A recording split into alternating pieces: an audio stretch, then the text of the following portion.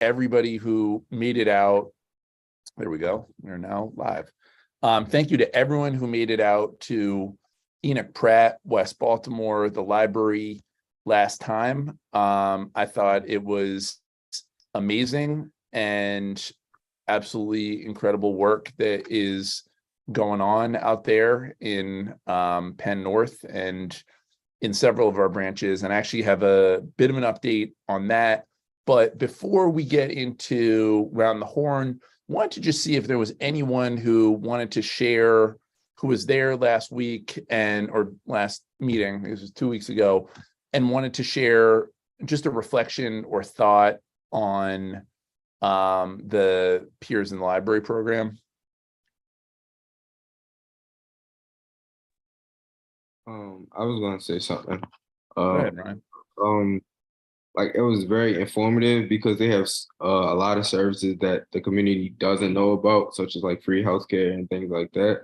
And also, their peer mentoring program is actually going great. They actually are getting people into recovery and things like that. So I think they're doing phenomenal work over there on Penn North, but just need like more exposure, I guess. No, I think it's a great point. Just increased visibility and for the community to be more aware. And, I think honestly, it's a little bit of a chicken and an egg thing, which is like you want, like the way we've sort of rolled that program out is like you want some proof points, like you want to show something that is working. And because I think, justifiably, when you are doing something like putting peer navigators in libraries, like people have questions and it's like, oh, is that, going to bring drugs into the library, or is that gonna, create chaos or something like that? But the answer is no. And it's actually been amazing. And I think it's really improved the dynamic both in the library and in the community. And so I think your point is really valid. And I think that it's like now is the time for us to really bump up and share the news and talk more about it and invite folks in, because I agree with you, like the exposure is really important. Thanks, Ryan. Anybody else want to just share a quick thought?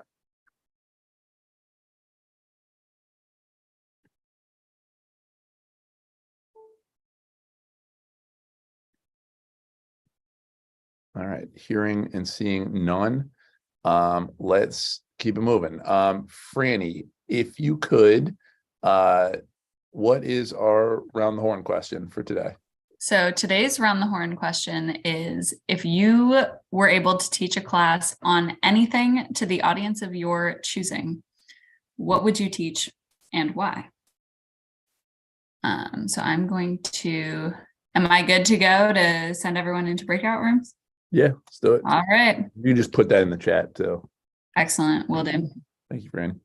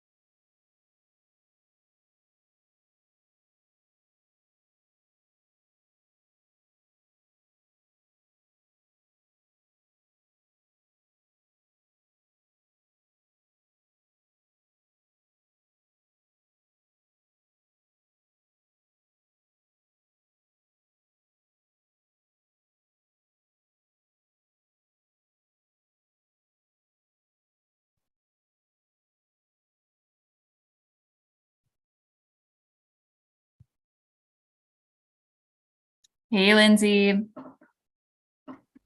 Hey, Franny. They just went into breakout rooms like maybe 1 minute ago. Is your choice to join them or stay back? I'm fine to just hang out. Okay. Thanks.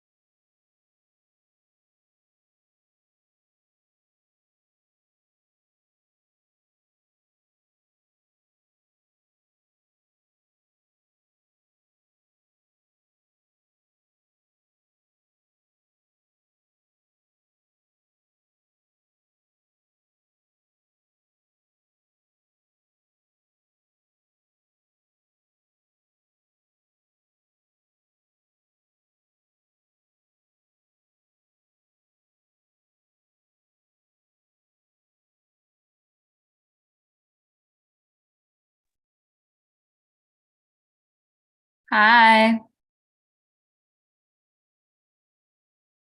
Um, Dr. Nichols, hi. We are just hanging out because they have about 2 minutes left in breakout rooms. Oh, okay, no problem. Good to know. Unless you would like to join one. Oh, no, it's okay. Okay. I just feel like I messed up the group dynamics coming in late. So I don't know what they talked about. And then not Yeah. knowing what happened prior. So it's fine. Okay. Yeah, I used to just like send people into breakout rooms. And then I thought about it and I was like, I don't think I would appreciate that if I joined a meeting and was immediately sent to a breakout room. So I decided to stop that behavior.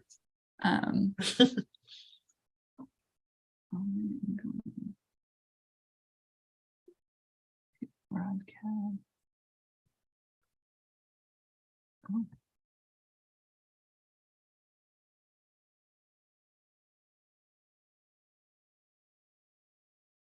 Turns out I can broadcast my voice to breakout rooms. I didn't know that until I hit the button and then it was like, you're speaking to the breakout rooms. Oh, wow. I didn't know that was a thing either. Yeah, I thought it was just, oh. Hi, Odette. Hello, sorry I missed the last meeting. You're so good. We are happy to have you at this one. And people are going to be coming back from breakout rooms in about a minute. Okay, no worries. I'll sit tight. Thanks. Great.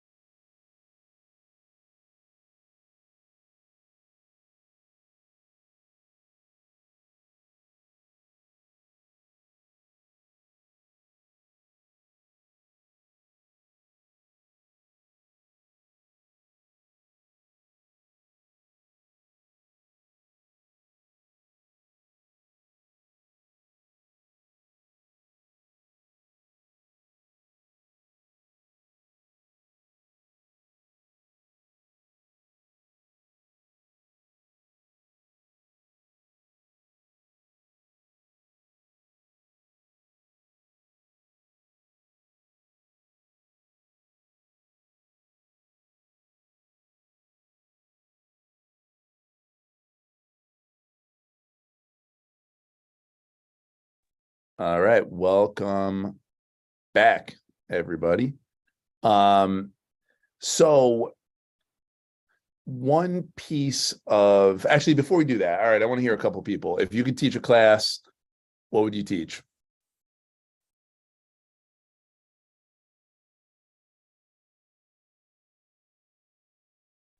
I would teach how to help young people rediscover the joy of reading again.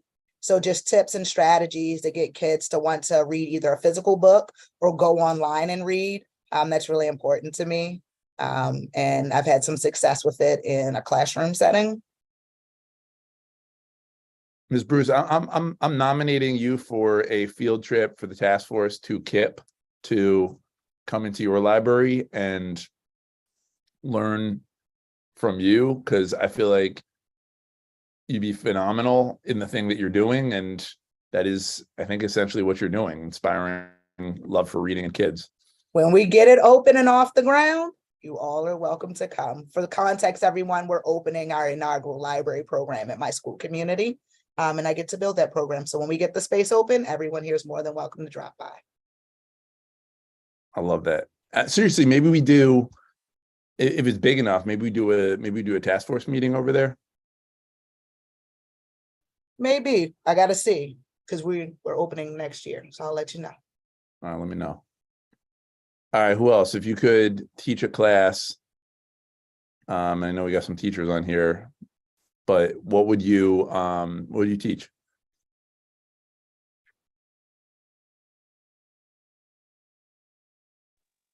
Hey, this Corey. I am not a teacher, but I work for Pimlico. I teach restorative practice and how to utilize restorative practice. It's not for punitive or crisis. To go and utilize restorative practices and gain, and how you check on a young person and see how they're doing for the day. A temperature check is wellness as well. So, you know, I'll teach how to go and utilize restorative practices, you know, for crisis and when there is no crisis and you're just trying to go and check on a young person. Amen to Ms. Bruce in the chat. Building relationships is your superpower, Corey. That is 1000% the case, and you do it extremely well. And I think, you know, again, at some point we should utilize you to teach us some stuff around restorative practices, because you are very good at it.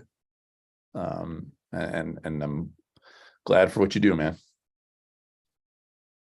All right, anybody else? If you could Hold on, I teach want to say thank y'all, and y'all know March 17th, we're gonna be at Pimlico rocking. All right, That's right. That's the mental health first aid, right? indeed, family, we're there. Okay, it's been Actually- approved years ago. Actually, we have to talk about that. I heard it changed, so we'll We'll touch base. talk about it, but it's all good. It's all good. Okay. All right. All right, fantastic. Anybody else you want to share what you would teach if you could teach class? Dave Brown, I already know you with the mental health first aid. No, actually, that would not be mine. What's yours then? Mine is actually teaching people to identify what's good and positive in their community, to building from really the positive deviance, not focusing on how to fix or to heal, but how to build from what's already good in the community. Not an illness focused, lens, but you can call it strength based, where people are not just surviving but thriving, and how to build from there, and really reframe for especially kids the world they live in, and that it's much better than what it's being shown as. That's awesome. Appreciate that. Anybody else? I'd love to jump in on that one, because I kind of like my answer to this question, which is a great question, is that, you know, there's no other place I'd rather be teaching than in my classroom each year. Each classroom has such a distinctive personality, and the group of students that I'm with, like, and I'm just reminded, there's a JD Salinger line about this, about, you know, at the, where, you know, a real teacher recognizes when learning is taking place in their room, that there's no other place that they would rather be, and no other teaching that they'd rather be doing than what they're doing right then. Because it's sometimes amazing to just sit back and realize that a teacher gets paid to think with young people. And that's just like, there's no way to really communicate with other people who don't teach what that is, and like how sacred it really is. And it really is a strength, and it's a power that everybody else doesn't really get to see. We hear a lot about the negative, but we don't get to see the beautiful act of learning and process. It's awesome, man. I'm really glad you said that, and really glad for you and Ms. Bruce and Mr. McFadden and Corey and all the folks who show up for our kids on this task force. They'll do amazing work. All right, what you got, Phil? So I teach the course that I'm going to teach this summer, creating systems and relationships that are trauma informed and hope promoting. Awesome. Tell us briefly about that course. Although I think I know it because I think I've spoken at it. Well, and again, it's some of the things that people said, that it's not so much focusing on what treatments or programs, but how do you create the environment? How do you have organizations that are creating more positive environments, like all of us are working on, and thinking about how to create more health promoting and hope giving relationships, but also focusing on some of the structural, we've also talked about needing to dismantle some of the structural problems and some of the other things that it's not an issue of providing the treatment. It's that there's such inequities out there that it's very difficult for people to achieve. And I think that's what public health people are supposed to be doing.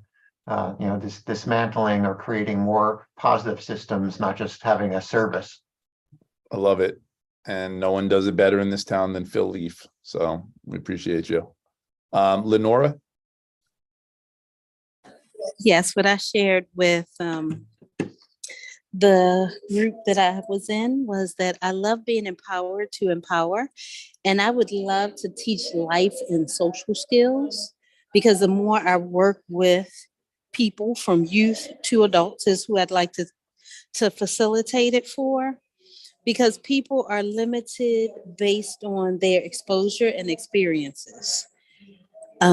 Just to empower people, just to move from where they are to where they desire to be or need to be.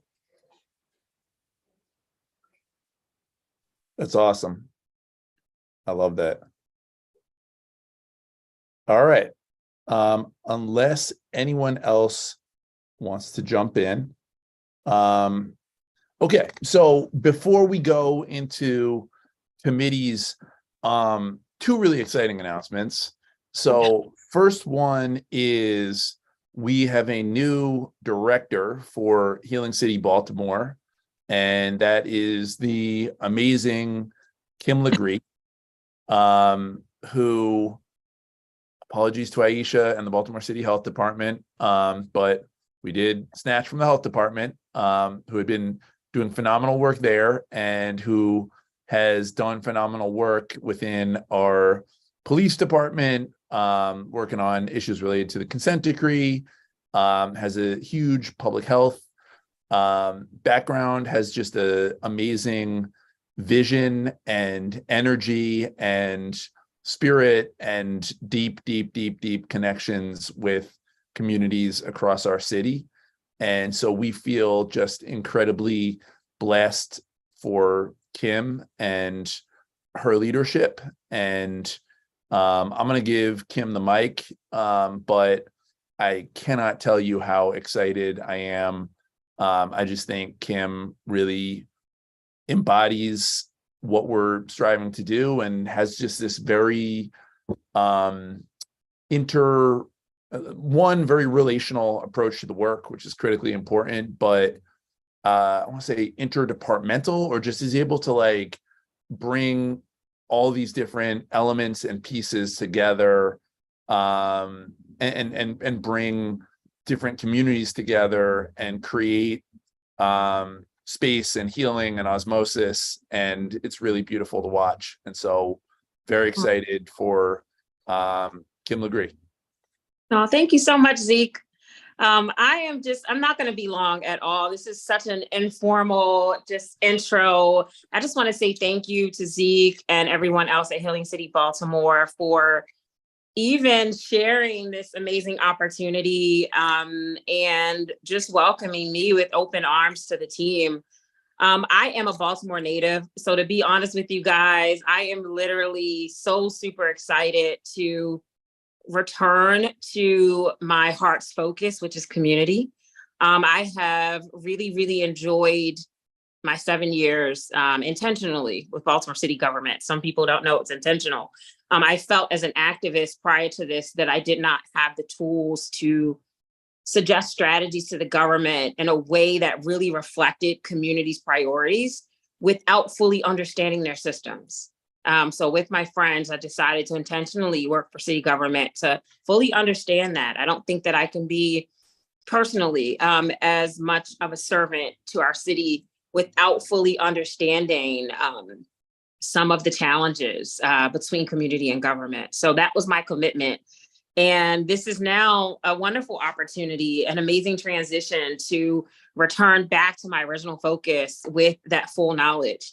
And, you know, just informally, some people that know me, I've been proclaiming and exclaiming since, you know, turning 40, now 3 years now into 40, that it's becoming increasingly more difficult for me to be constrained by, you know, government politically correct language. So while I will remain professional and respectful, I am super excited to be able to personally have that freedom to continue supporting our city in a way that I haven't been able to in the last 7 years. But grateful for the knowledge and the experience. And I'm so excited to continue working with all of you. I'm going to wrap it up in just 30 seconds. Once again, we are so grateful for Anne and her contribution to really laying the foundation for Healing City, Baltimore. Now, while my position is not replacing hers, this is a totally new position that hasn't really existed. It's kind of been Zeke balancing everything in his life. So I'm not here to fulfill his shoes or Anne. I'm here to add to it. We will be interviewing and doing a really quick but thorough search for someone that can come in and focus more on the things that Anne was doing. And just absolutely, just thank you guys. I'm going to stop here. I'm super excited. And my official first day is March the 8th. So give me about a week and I'll see you guys soon. Awesome. Like I said, you're blowing up in the chat. Everybody's very excited.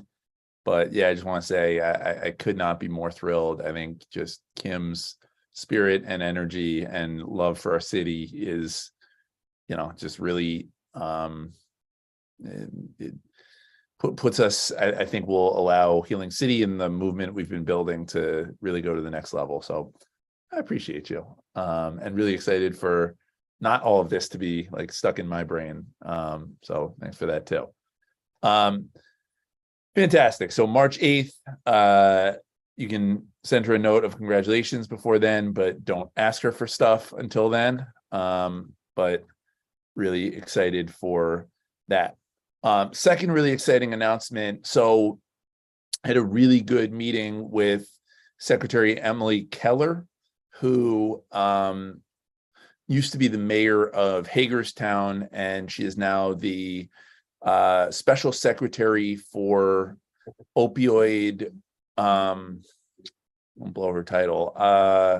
She's like the opioid czar for the state of Maryland. She was just appointed by Wes Moore to lead the statewide work around the strategy for opioids. And one, she's incredible and dynamic. Two, she's a former mayor, so of Hagerstown, which, you know, has some similar challenges as it relates to opioids as Baltimore has. And so she really gets it.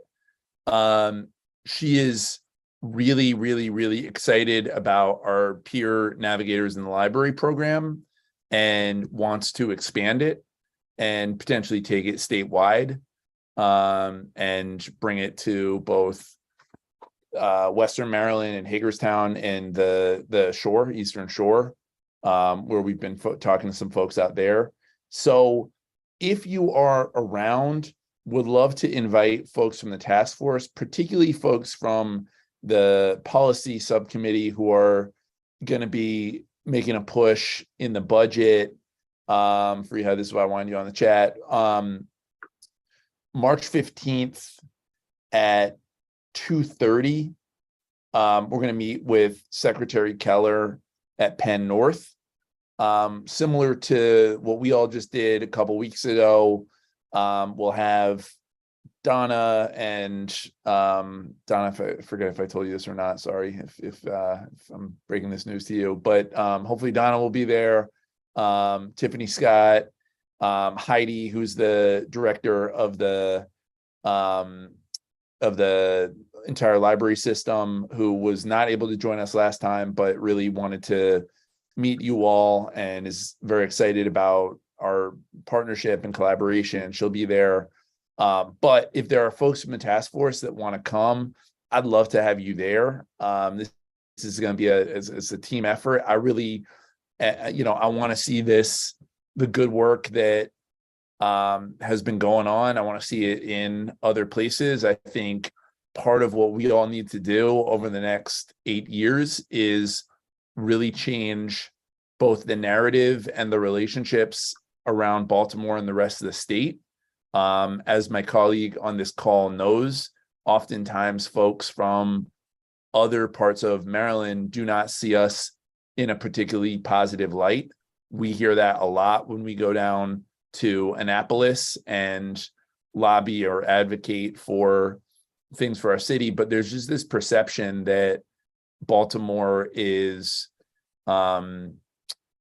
takes more than it gives to the state, which I actually think is totally wrong. But either way, I want to position us as a leader in our state and as a city that is really contributing both in terms of our economic development and outputs, but also in terms of innovation and ideas. And so, for one of her first major initiatives to be expanding on some of the work that we all have been doing in Baltimore, I think would be really, really, really exciting. So again, March 15th, 2:30, Penn North Branch.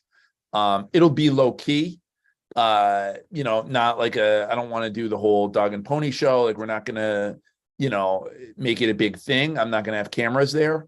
But I think just a more low key conversation. How is this working? What are we seeing?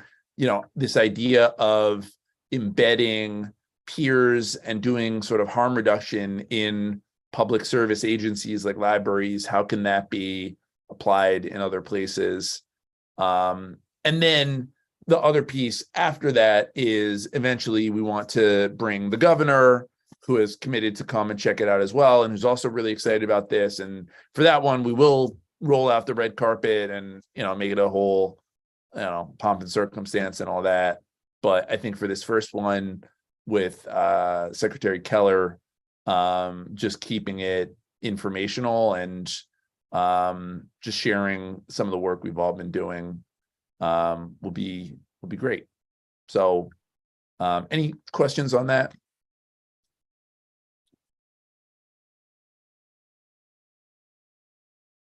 Okay, good deal. All right. So with that, I know it has been a while since we've had some subcommittee time. I think that I know Dave and Corey are going to connect on us being in Pimlico. I know there's been some communication around that of late. But if we could, I would love for the last 10 minutes here for folks to just, if we could all come back together, Franny, and maybe just do a bit of a report out. The only group that we're missing right now is Decolonizing. They meet on a different date just because their schedules don't align. So we may not be able to get them in, but I think just for the sake of the task force not becoming overly siloed and us continuing to know what each other are doing, if folks could pop out at 6:50 and kind of come back together and just do something of a report out, that would be tremendous. So with that, I'm gonna ask Franny to bloop us into the subcommittees. Great. So I just opened the rooms. If you don't see an invitation, you should be able to choose your breakout room at the bottom. If you are in the training group, stay here. So if you're training, stay here. Everyone else, you can either choose a breakout room at the bottom, or I tried to send you guys into the appropriate rooms.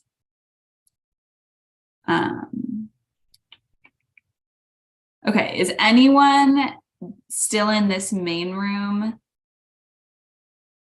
that would like to be elsewhere? And I can help move you in there.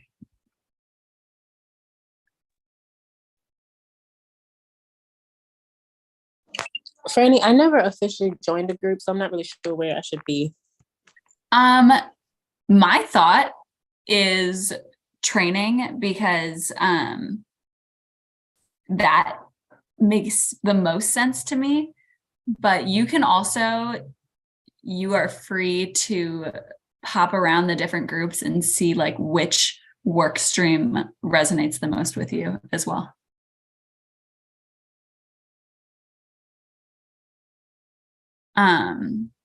Okay, last call.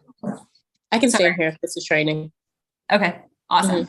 So this is training. Last call before I let you guys in training actually get to work. All right, so you should be able to choose a breakout room at the bottom if you need to. Otherwise, oh, hi, Monica. I chatted you. No one else from Decolonizing is here tonight. So I'm hoping, actually, maybe if we can rejoin Decolonizing for a second, then let's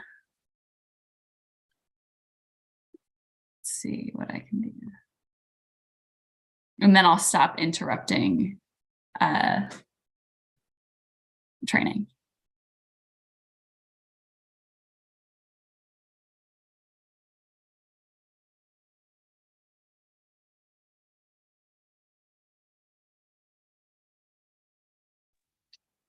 Hey, Corey.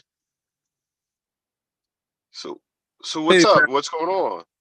So no, we're good to go. We actually had a discussion with my principal. Actually, I met with my assistant principal yesterday. She texted back. They've been texting back and forth. I want to say Franny, but yeah, we're good to go. We're good to go. We're all good. Did you saw the email though that said that that I guess the city had said it was going to be a half day for wellness, so they would only have PD to 11 o'clock? I let my principal know, and you know, I let her know that, you know, the amount of time. So we're good. I didn't get no other email from that. Like I said, I went and talked to Dedman, that's the assistant principal, along with the principal, because the principal wanted me to explain the training all the way in depth. So yeah, we're good to go. Let me see if I can just find, so I can tell you who it came from. And how long? I think I think it came yesterday or last night, and then I responded today because I just assumed that's who. Let me see. Oh, where is it? It is from. Where do we go? Barnett, Nakia Barnett. Yeah, that's my principal.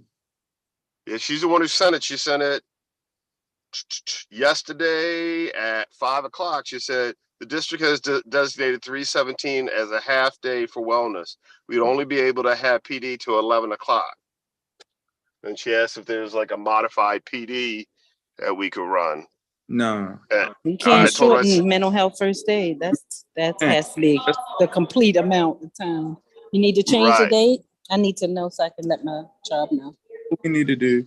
So let's go ahead and run a correspondent email to go ahead, you know, request to go ahead and change the date. And her and I know she's going to be out tomorrow. That's crazy because I just talked to Dedman about it. Maybe they just found out about, you know, communications from that. Because sometimes the city, I mean, I'm not gonna lie, like everybody is tapped out and drained about this time. Like everybody, like the teachers, right. You know. So let's go ahead and see about, a corresponding date for a next PD, and we could go ahead and run it like that.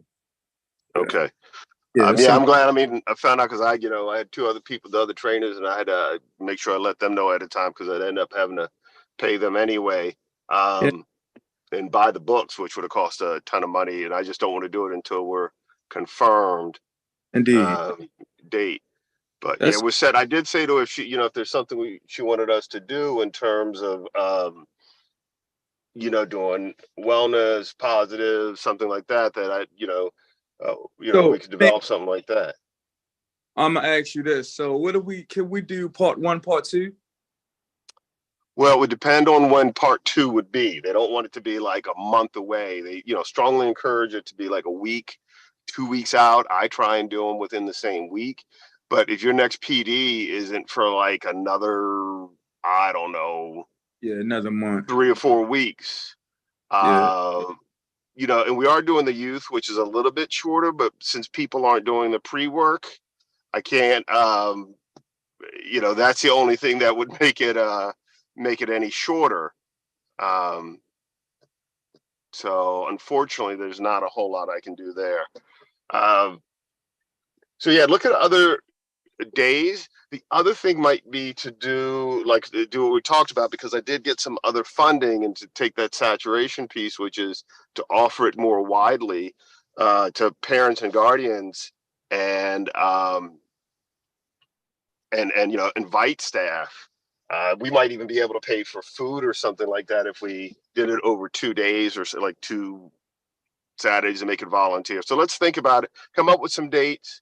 Let me know what will work, and then we'll go from there. I'm not gonna lie.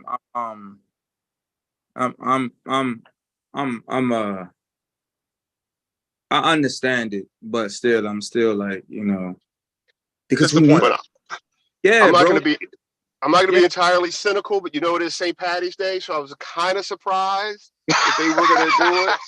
And I'm telling you, that's what that half day is about. That's my cynical, on the record, off the record piece. It's a wellness day, and they probably knew that they weren't getting much out of people. Right. Dude, like, if you see what we got to go through, man, we got this, man.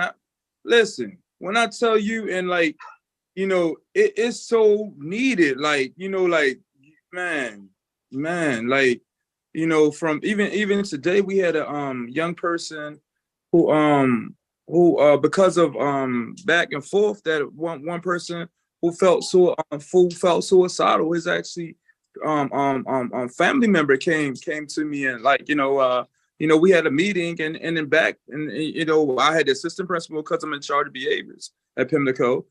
Myself, and said the young person didn't want to come to school because he had suicide, ideation. So, me and the assistant principal, we both locked eyes with each other. And, I sent him a text, say, we got to go ahead to take him to the social worker so we can, or clinician, so we can get help, and we asked the parent, was it okay if, we refer the young man to a clinician? She said, it's fine. So it's like, we're dealing with this, and this is one case. We're dealing with this, like, so I'm not gonna lie, like, but I understand, like, teachers are beat down, and, but that's irky, hurt my soul.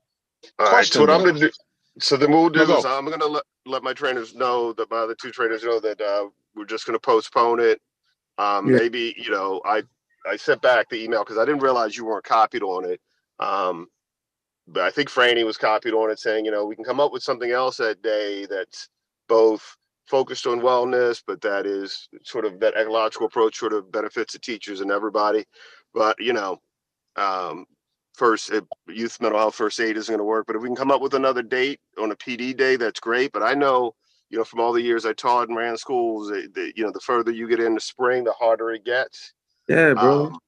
But maybe we can find a way to do a couple of half days or evenings or weekends, partner with, if you have any faith-based communities or other after-school programs, that you can make it open for the staff and like I said, the larger communities. It's a shame to it's elementary middle, because we're also pressing teen mental health first aid, but a kid's got to be 15 to 18 because that's for the youth. We do have one other program that should be coming out, but it may not be out for a while. It's also for youth, supporting youth around, like you said, thoughts of suicide. And but that's probably going to take a month or two to be able to roll out. Question now, I do, it does sound intriguing for the wellness piece. Is it possible for us to, because how could, and of course we're not, I guess in training we'll say that we're not, giving the entire youth mental health, and also, I guess we'll leave it optional for I still want you to come. Okay. The reason why I say that is because, maybe a roundtable questionnaire with teachers surrounded around how to work with some crisis, that mental health crisis that they might be saying. So anywhere from ADHD to suicide, like suicide prevention, to trauma informed, so because it is questions that teachers will have, because I can see them in training where as though they'll think about a young person. So I still would like that to go ahead and be a an option, whereas though you can come up just to go ahead and have a discussion. We have a beautiful campus, beautiful library. I wish this was earlier in the year or something like that, because the spring, I'm seeing spring break coming right around the corner, right? And so but it is needed. So like, can we think about something like that for us, like we call it wellness, and then like for and advertise it as for a more intensive training to go ahead and register for youth mental health first aid. Yeah, there's something I'm doing with some other schools. It's called Mirrors, where it's how kids see themselves and then the messages you redo, but you could also do it with adults. We can bring there, and it talks a little bit about trauma and communication and how behavior is not a problem. It's a symptom form of communication. That can be done in a short amount of time. And it really starts with, we don't even talk about kids for like the first hour. The first hour is all about communication, knowing yourself, what we bring to the table. Parents are people too, teachers are people too. And then you see how it connects, because it gives you a different view of what behavior is. So we can do that, and that can be done in like a couple hours, and you can have Q&A. I mean, it's all a conversation. I don't believe in lectures, because we can do that. I kind of sent that to your principal. So we can do that during that time. And then what we can do is open up courses for youth mental health first aid. Yeah. And make that happen. Yeah, I like it. I like it. And they give the teacher the option to be part of it. Mark, what you thinking, family? Not to sound, I guess, I don't want to say cynical, but is it a thing where you think that trying to cram in, I think the Mirrors thing is awesome because it gives them at least some tools, right, to get through the rest of the school year. It's not so heavy of a lift. Because teachers have been at it for like 7 months so far. They're trying to get through these last 3, 4, Indeed. right? Is it better? Do you think it's better to kind of get the freshness of maybe a full-on 2-day August training when they got to do all those trainings in August? I know that's kind of out and it doesn't help the school year as much, but at least it can be a full-on re-education around mental wellness. I love it. At that time, and they're fresh, right? So I know Dave, we want to get things in now, but if you try to force it and they're trying to get through lesson plans, they got to teach to the test, got to do some of the other things. It's like, are they really going to implement it versus, so is that not a waste of time, but Mirrors will give them some tools and then the heavier lift and the more in-depth training, the 2-day mental health first aid could be in August when they come back. They're like, look, this is happening. you know, so 'cause Yeah, unfortunately, those same students going, you know, the same maladaptive behaviors are going to be in next school year too. So let's be real. Indeed, Yeah. indeed. So Yeah. what I would suggest is do something short, like on that, that's, you know, positive focus, but also preparing them, because we used to track like behaviors, time of year and all that sort of stuff. So what they're going to see, okay, this is what you should prepare for, but don't prepare for war. Because I mean, for battle, because if you prepare for battle, I'm surprised if you go to war, but this is what you deal with. We can do it in a fun way. And so they leave and get ready for happy hour, St. Patty's Day, and not feel like they just left this big heavy PD. But I would say if you do something in August, let's do the 2 half days of both mental health first aid, but a half day of trauma ACEs, but what you do with it. I do not believe in talking about trauma and ACEs if you don't help people know what to do with it, because you don't, you know, the stuff that happens doesn't have to happen. But if you talk about trauma and not what to do with it, it's traumatizing. Indeed. Yes, it is, Dave. Truly. Hey, Indeed. guys, I got to go. Do you mind reporting out? And then Corey, we'll touch base. Yeah, sounds great. Sounds great. All right. I appreciate Dave, you all. Yes, Can I ma'am. just ask you a question? I'd like to learn more about mirroring. Mm-hmm. So I'll Yeah, give just you a call. That sounds good. Thank you. Take care. All right. Bye-bye. Bye. Hey, Mark, Yes, sir. you saw my soul cringe when I heard that. Like, I literally just, man. It's Oh my always gosh, I something. was It's a so pivot. ready to do this. Yeah, like I'm so, when I said my soul cringed, man, and I know this is being recorded at this time, my soul cringed because, you know, like I said, first Franny called me and she's like, she finally got through to the principal, you know, and I told her to go ahead and email, and of course, you know, and you know, with the Maryland header and all that to go ahead and make it, you know, so she read it, and principal, she got back at me. She's like, all right, Spoon, we're gonna go and roll with it. And explain it to the assistant principal what we're doing, because he'll be there that day, but I will not. And so I explained everything, and boom. But anything that she does, she has to go to North Avenue and communications and all that. Right. So, it's like, hey, yeah, your teachers are tapped out, and then with the Baltimore Teachers Union and all that stuff. So, I'm sure it was like more like, okay, let's go ahead and, half day wellness. So I understand it. And then what Dave said by being St. Patrick's Day, yeah, I understand. But oh my God, my soul, and if my mind could cast on here what I was, my mind just, it wasn't a good picture. It wasn't a good picture. Let me ask you this. Do What's you up, know anybody at MOED with Youth Works? Because that's the age bracket from what Dave just said in regards to the teen mental health. That can be a part of that training going into Youth Works as well, right? And those trainings start like in May and June. So you can still touch those people, not specifically at Pimlico, but to get that into more hands, get those people in more hands of young people who their peers are dealing with so many different mental health concerns, right? That's another avenue that we can help bridge that with Youth Works. So because they are still engaged, those teenagers are still going to sites where a lot of them are engaging with the young people who have those concerns, right? So that's another, it's a pivot, and it's not now time, but it's still much needed in that realm as well. And you can touch that many more people.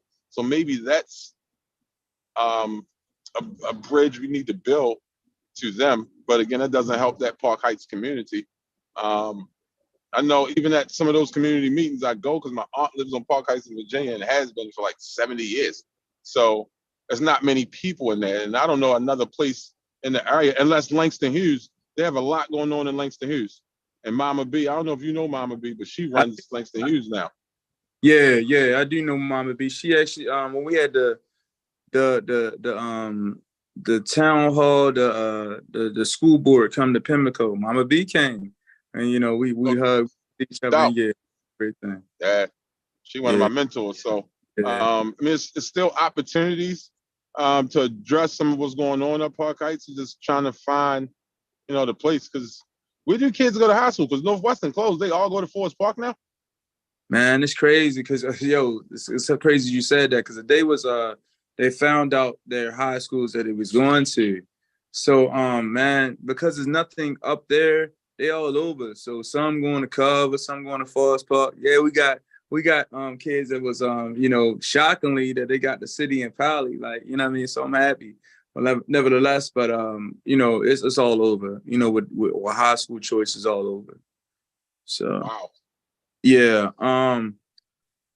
I like the youth works piece, because especially with the teen mental health first aid, that's bubbling. That's cool. Then I like, you know, also your caveat about August and, like, you know, rolling, because that's when you get the most PDs. You get the most bang for your buck doing Right. that. Yeah, that's right there. That's great, because, you know, from this past school year, we rolled out restorative practices, and, you know, and we did intense PD training on that. You know, now do the teachers use circles in classes? That's another story. But nevertheless, you know, but nevertheless, you know, that is a good time, you know, because everybody is scrambling on what we're going to go ahead, what's going to be our mark, what are we going to go ahead and work on for the next school year, what are we going to go ahead and push. So yeah, that's good. That's good. And what better time than to go and start early? So you know for Right. planning. Oh yeah, that sounds good. And then also I like the 2 hour touch and 2-3 hour touch. That because you know, teachers tapped out. Man, I went to the 4th and 5th grade meeting, and it just felt like target brackets, man. Like they were just, you know, teachers, this is going on, this is going on, this is going on, this is going on. And I'm like, yo, like, it's tier 1, you know, interventions. You're supposed to handle that in the classroom. You know, it's not even supposed to come to me, you know, but like small stuff, they were like, you know, just, you know, pulling their hair down. So, you know, they're tapped out. They're tapped out. They're tapped out. You know, and these are, I'll shed. huh? No, I would say I'll share this. In my 18 plus years of working with kids in foster care and case managers over at DSS, right? One of the things because people in general inherently can tell you quickly 5 things that's wrong, right? They just do that, like, yo, what's wrong? They can tell you because they focus on those things. And I get it. But I try to start and finish with, give me 3 things that's right. Let's start there. So let's shift your mindset. Before you start to complain, let's go with, before you share your concerns, I'll say that. Let's go with 3 things that are right? And try to build from there, because it's always something wrong. It's always going to, unfortunately, most likely it's going to always be something wrong, but we can start with some of the highlights. Yeah, so-and-so does cuss people out, but he's doing it less now, or she's doing it less now. Like, let's talk about some progress. Let's get into the work. Don't get me wrong. Let's not dodge that, but let's also focus on some of the things that are going right. So the energy in the room, because, you know, problems beget problems, and complainers beget complainers, and it just permeate the room. And next thing you know, it's an hour-long session of everything that's wrong. It's like, bro, what are we doing this for then? Like, come on, give me something. Anybody, give me something good. You're right. So that helped a lot as well, especially if you're leading the conversations and discussions.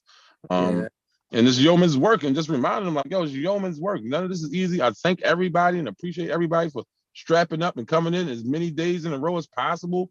You know, highlight some people that may touch on some restorative practices. Yeah, we like teacher Jane Doe, because we noticed she had a problem in the room and she decided to utilize some of her lesson planning time, which is not easy, right? To have a restorative circle or some semblance of it, because it's difficult, especially that you really know it because you trained on it and you do it all the time, right? So it's easier for you to kind of, in a impromptu way, just do it. But when teachers have all these other things they got to worry about and do all these other things, it's hard to incorporate that. But we still got to hit our math goals and our reading goals and our, you know, but just a gentle reminder that, hey, yes, we do need to meet those goals. But if kids don't feel safe, they're not learning anyway. You think they're learning, it's not happening, right? So just a gentle reminder sometimes of, you know, our young people deal with a different set of circumstances than you may have learned about. And just imagine. And sometimes, you know, I don't know if schools still do it. I know when I was doing student teaching back in the early 90s, well, it was late 90s. Before the first week of school started, we had to walk the neighborhood to see, like, yo, this is where your kids are coming from. Like, understand that part of it. Like, come on, especially if they're not from here and don't get it and don't go into certain neighborhoods, you have no clue what they got to walk past and deal with. Not a clue. Yeah, So that helped too. We did that at Renaissance, and it was an eye opener, you know, because you know that's Drew Hill, you know, Yeah. McCullough all around McCullough that. Holmes. Yes, it was an eye Yeah, opener. man. Yeah, it was a, yeah. This is like the teachers like tap out, and when you tap out, you're not thinking about interventions and things are going to make it better. You're more thinking about, okay, punitive. Let me go ahead and do this and disappointed. Hold up, like hold on, like what's going on? Did we read this young person's IEP? Did we go and see like the ingrained intervention that we're supposed to do when the said behaviors happen? And that's when you get stuttering from So yeah, so I'm saying all this say I can understand the tap out. I understand. I get it. I Been understand. there. So Yeah. I guess part of the thing needs to be, and I guess it's more of a vice principal's role. Like, what are you doing to make sure your team is well, right? Yeah. Like, what's some of the strategies they can do? And take off, that's great. Yeah, spa day, that's great. But what's some of the smaller things they can do throughout the course of a school day? Do you have a wellness room for the adults? Like, they need to get unplugged sometimes. Indeed, I'm not gonna lie. I've never been to a school where as though our principal does so much for wellness. I'm talking about when I say we eat good, like listen, I've never seen so many, days of appreciation. Whereas you go upstairs, you're like, oh my goodness, so much food, so much good food. Nice. I'm not gonna lie. She does a lot to, but even still, we still get tapped out with all those behaviors and and teachers feeling like they're not being heard and and be like, hold on, we gotta go 6 to the code of conduct. They don't want to hear the code of conduct anymore. Oh God. No, that's little Tommy for that. No, no, we gotta go. We bound by the code of conduct. It protects us and it makes sure that we're being just to the student. So So I understand it. How's your week been, bro? It's been amazing, bro. I'm blessed, scaling. They actually asked us to come and do work, and I'll talk to Dave. In the re-engagement center, Roger Shaw reached out. So we're gonna be doing some work over at the re-engagement center to finish the school year up this year and to start the school year next year, which is awesome. But I would love for that team mental health first aid to be first things first for not just the staff, the team there, but also the young people, because I think if we can arm enough young people, because they have different conversations with their peers, man, and they can help mitigate a lot of what's going on, even down to crisis intervention and conflict resolution. Like, bro, it's not always going to be adult day. I'm not getting on the bus with y'all. I'm not going to be on the MTA. I'm not going, so just in those moments, if they have those tools and they feel comfortable enough to use them in those moments, man, that'd be profound. So it's been a blessing. Got to get a new office space because we own the one that we have on Maryland Avenue. So I'm going to keep that one and just pivot and get another one. And then our new office is opening March 25th on the Eastern Shore. So it's been onwards and upwards. It's been a lot of work, but it's been a blessing and it's been fun to collaborate and partner up with different people. You hear me? No, what you say? I said, let me know how I can help. Oh, listen. We'll talk off air. Well, definitely. Wait a minute. Miss Clifton, you okay? Because we dominating, of course. Yeah. What'd you say? I was asking, are you okay? Oh, yes, I'm here with my kids, so I'm just listening to them. But yes, I'm okay. Thank you. Oh, great. Hi, kids. Right. Hi, kids. I understand the grind. Say hello. Nice. Kiddos, the kiddos. Yeah. What's going on with you though, bro? Other than you soldiering through the school, you're doing that great work you doing. Yeah, man. I like when we brought up the piece about the crisis interventions for youth. We had a brawl. So when I say a brawl, it's not just one people. It was a few people, and having them in circle, and and we had like about 8 young people, and we couldn't do it this, but by being so, no, I think it was 110.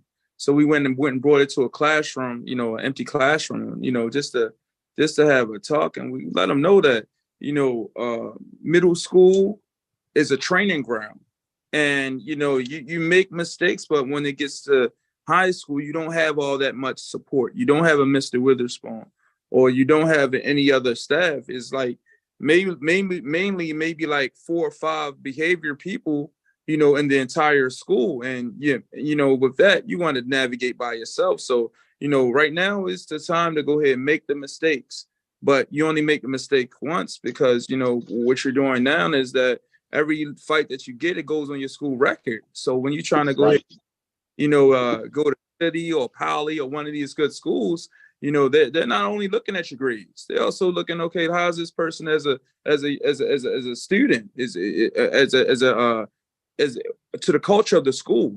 And if this young person keeps getting in fights, keeps on, you know, getting in different incidents, then, you know, he can hurt his chance of like really, like, you know, getting, you know, being great, you know, as far as a student, you know, in these good schools.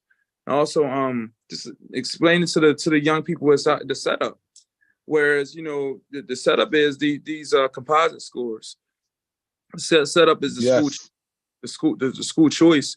Whereas though, you know, that, you know, if you go to a lower tier school, you're almost dooming yourself. You know, far as it's going to be 10 times harder to go ahead and pass those schools, even though it's a lower tier school, because you gotta go ahead and worry about, okay, this person want to fight me, this person want to rob me, they loud in my classroom, they not paying attention. Walking through those neighborhoods of those bad schools, somebody trying to hurt me, somebody trying to sell me drugs, you know, so it's so much that comes along with that. Whereas, you know, going to these higher tier schools like City or Poly, you have less of a distraction. You have less of a chance of failing. So, you know, because it's nothing but greatness, great young people, great teachers around you. So, you know, it was giving them the heart to heart, but like, okay, you make your mistakes here, but you make them once. Don't make them again, you know. So it was, you know, embedding at home. Also that school is it's sacred. School is sacred like church. And it's amazing the questions, you know, that the young people will have. Like, even we went into church and state and all that other stuff, explain the difference between the separation, should I say, of church and state. So, you know, it's amazing that, you know, the conversation that we have. And, you know, we even went all the way to, you know, to back when, when the Kings and the Catholic Church, and, you know, even the separation of that, and, you know, how, you know, some, you know, Catholic priests had too much power needed, you know. So it is amazing how, like, you know, the questions kept on branching off, but, you know, in the circle it was teaching, but it's also letting them know, like, look, school is sacred like church. We don't fight on church grounds. Right. Yeah. It's still, I remember that work, you know, in schools. It's a heavy lift, and I don't know that people, everybody, not just teachers, but everybody who works in those school settings day in, day out, need more support, bro. And I don't get why, you know, certain entities have access but don't have the bandwidth to really support, and why they wouldn't pull in more people and more agencies and individuals who just care. Right? We need really all hands on deck. We got to save generations now. We lost too many, and people see it and they can complain about it. But when you have, you know, ask them for some other ideas to resolve it, you might get some. But once it comes time for action, is that many people who just don't enter into that room when it's the action room. And that's what's scary for me. Like, bro, okay, so you throwing your hands up in the air? That's what we doing? We already tried that. It didn't work. That's why we are where we are. So at this point, if you can give a day, give you a day.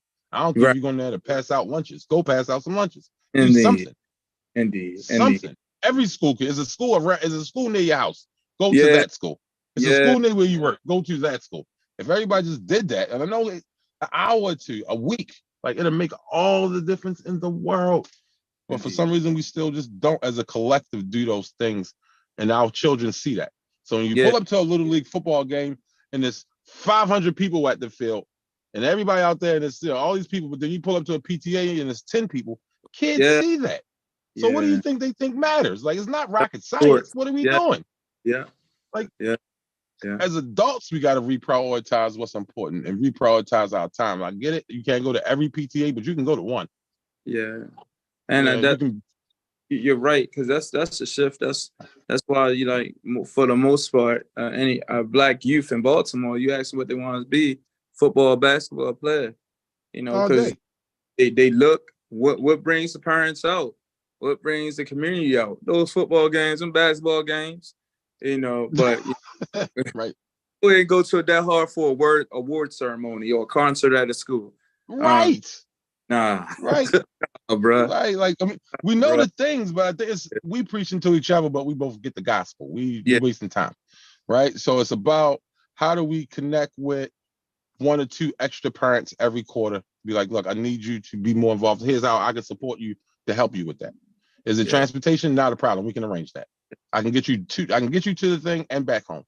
Yeah. Your son, your daughter needs to see you in the audience. It's a different level of appreciation that, oh, I know work is important for my mom, but at least she was able to come to this thing. I know it's important to dad, but at least he could come to this thing, right? So we got to stop making excuses and start making a difference. That's just what I think. Right. It's easier said than done. I mean, I Yeah. do know that. I'm old enough to know that one. Yeah. So, you know, it is what it is. So we reporting out with this pivot on the training and okay. That's cool. You know, and thank you for right on, because you looked at me, you knew I was irky. You was like, okay. Like, whoa, wait a minute. Bro, listen, you already know. Like, you know, the irky, I was like, hold up. Now I just stuck, but yeah, it makes sense. And overall, that's what we're here for. I know we're here for the students too, but if our educators are hurting, or tired, we got to be there as well. Gotta be there. I understand. I get it. All right. So what time is it? It's 43. So we don't move. Everybody's coming back here, right? Everybody is coming back here. Everybody's coming. Okay. That's cool. Ain't no. Yeah. Ms. Clifton, is there anything else you think we need to add on a share out to the group? I was just listening in. I know that y'all have experience in the schools. I was curious as to like what typically happens on the wellness days for the teachers. Like, are there any wellness tools that they have access to, or is it just really a half day just for them to take a break or do whatever they want to do?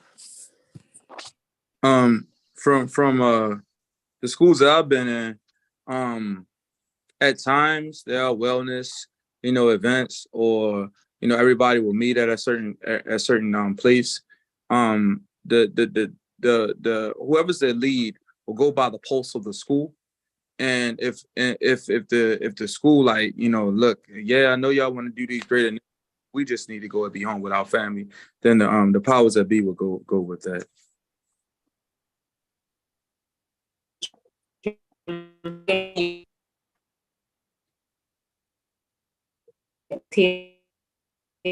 I can't. Is that me or is that her? My entire life. The phone was breaking up. Can you hear me? I can hear you now. Yeah, you know. Hold on 1 second. Yeah.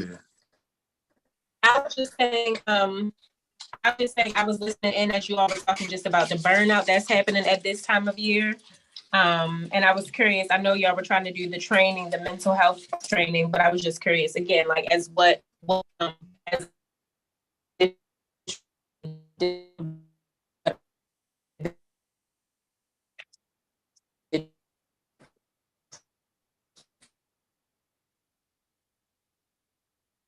She was about to say something extremely important. Yeah, no, right. No, it was my phone. I was so locked in.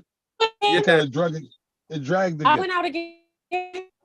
Yeah, it sounds like a computer.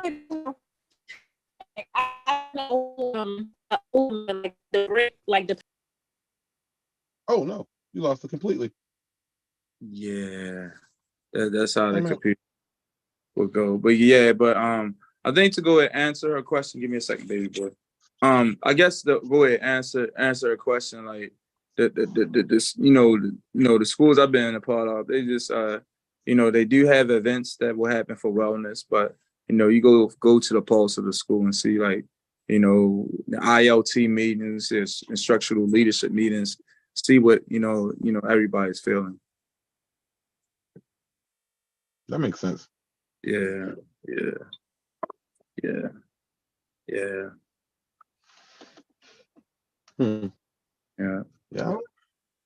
I don't. Wasn't it 6:45 reconvene or was it 6:50?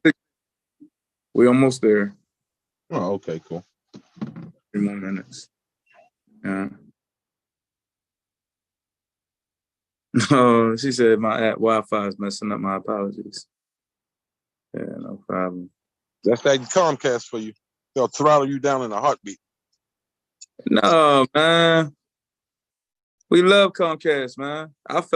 Listen, we just switched the accounts. I got so happy to get Comcast back. I love Comcast. Yeah. I love Comcast. Yeah. I got to do some emails when I get off here.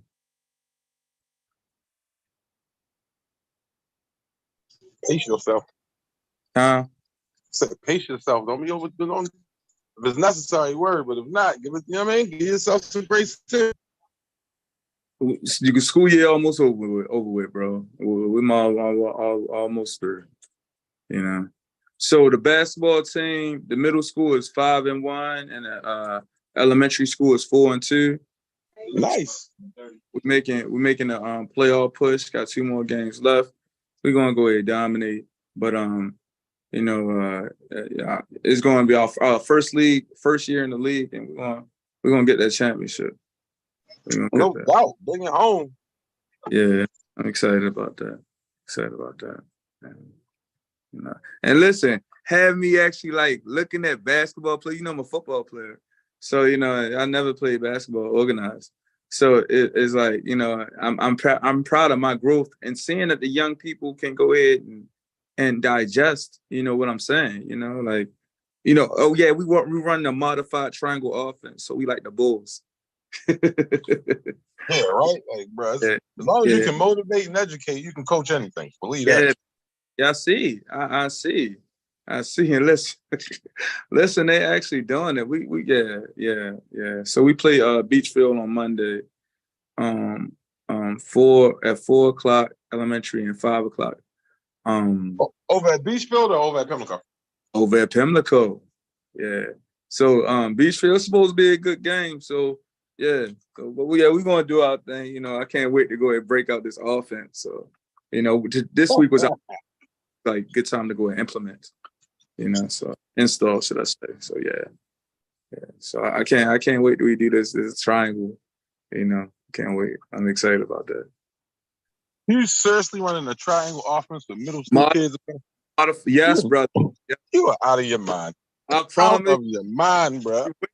See, bro, we doing the doggone that X-cut handoffs. We doing the wing drives. Yeah, bro. A modified, yeah. And on a 2-man side, you mean a triangle? Yes, brother. Yes. That is outstanding. So again, speaking to faculty and teachers, when you can lean on, hey, those same young people that have certain behavioral problems, but when we have this in front of them, they and certain educational problems, they have the propensity to learn. Maybe it's the delivery. And I don't want to continually beat up on the adults, but sometimes we need to adjust how we are sending messages, especially educational messages, because they're clearly not receiving them, right? So just giving grace with that, giving our young people grace. We also got to go and look at our young people. Like, all of them don't read. Learn the standardized way. Some young people, as we see, like, they understand a modified triangle offense and basketball. They kinesthetic learners, and they learning by on the move, had the ball in their hand, pass the ball to a certain. And it's amazing. They doing X-cut, y'all. So our young people learn different. So hey, we'll be quiet. Hey, I see everybody back. Hey, Corey. Hey, now. All right. Welcome back. Thank you for sticking with us in later hours. Before we get to having folks share out, I did just want to make one motion, even though we don't use Robert's rules in here, which is, this just kind of came to me and we were talking about it in the policy group, is not to go 100% in person, but I'd like to if folks are comfortable, I'd like to transition toward a little more of the in-person stuff. It was really, really, really good seeing you all over at Penn North. And I think like Zoom has been great for the pandemic and for protecting health and for us being able to be cohesive. But I do think there is something that gets lost in just being on the computer screen. And so I'd just be curious, and folks can either chime in or just, nod your head or give it a thumbs up or thumbs down. Like, would folks feel comfortable, not 100%, but with a little more in-person action for the group? All right, seeing a thumbs up from Daniel, from Corey, Monica saying alternating in-person and virtual, Mark Jews with the most definitely, Desiree with the thumbs up, Fariha, Emily with the thumbs up. Okay, fantastic. I will talk to our folks, and yeah, I think Dominique's alternating is probably a good look. And I think just us getting around the different parts of the city and seeing, coming to KIPP or Pimlico or wherever, and just or Rec Center, Jasia, I think would be great. So, all right, fantastic. Let's do this. I want to start with if we got a rep from the youth group. Is it possible for someone, and here's the challenge, is you got to keep it to a minute and a half because we've only got 7 minutes left. So could someone from the youth group share out? Yeah, I can share out for the youth group. We had a great meeting tonight. I can definitely keep this under a minute though. We are hiring 2 youth facilitator, our leaders for the youth work group committee.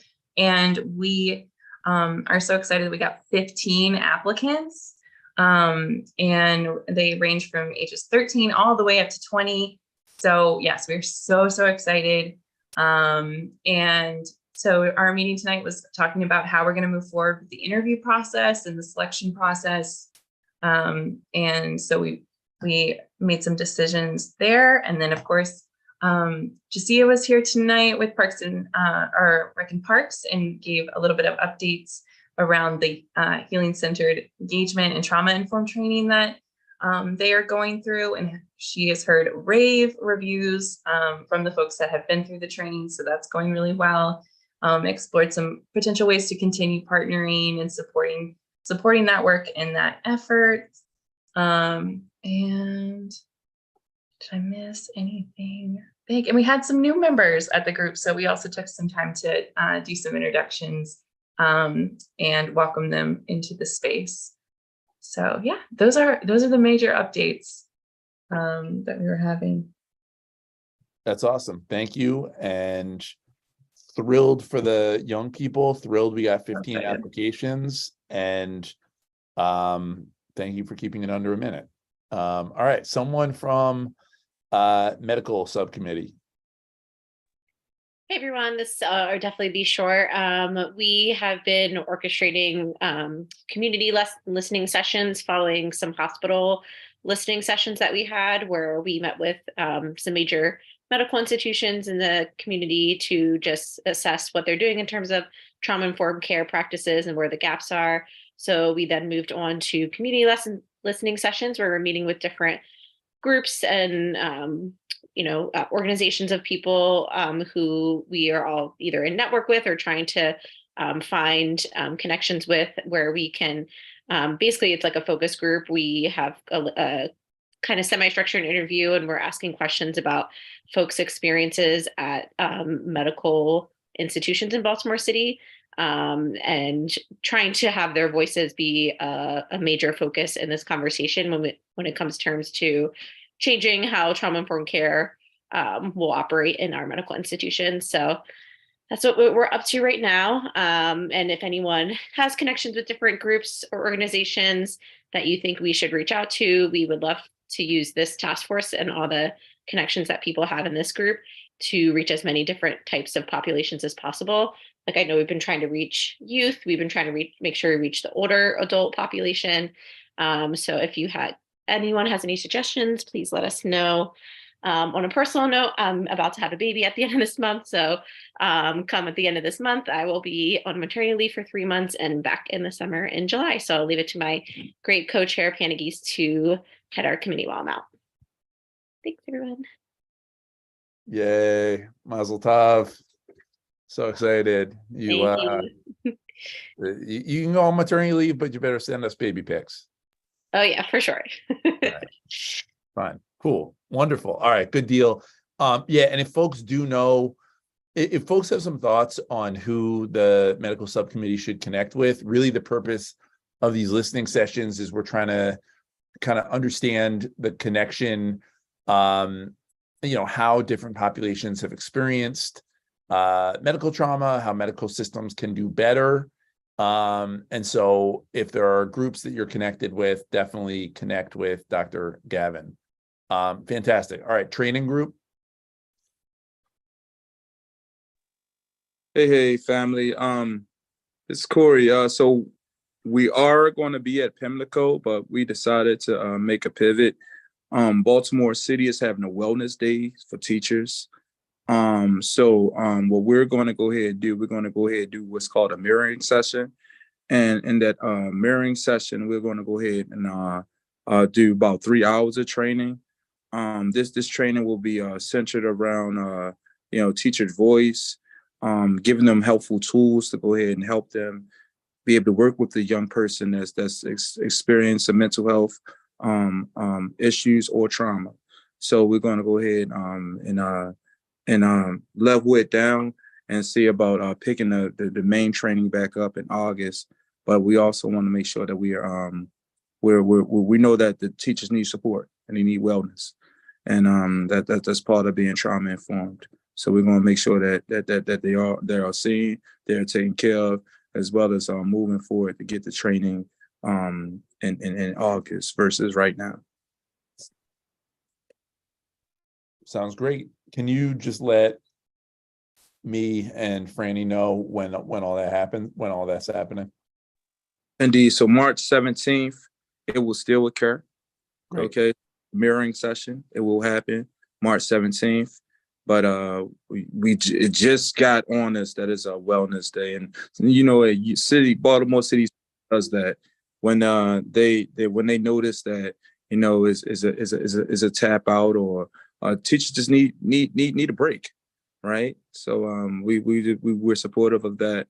But we're going to go ahead and do the mirroring thing, and that will occur March 17th between 8:30 and 11.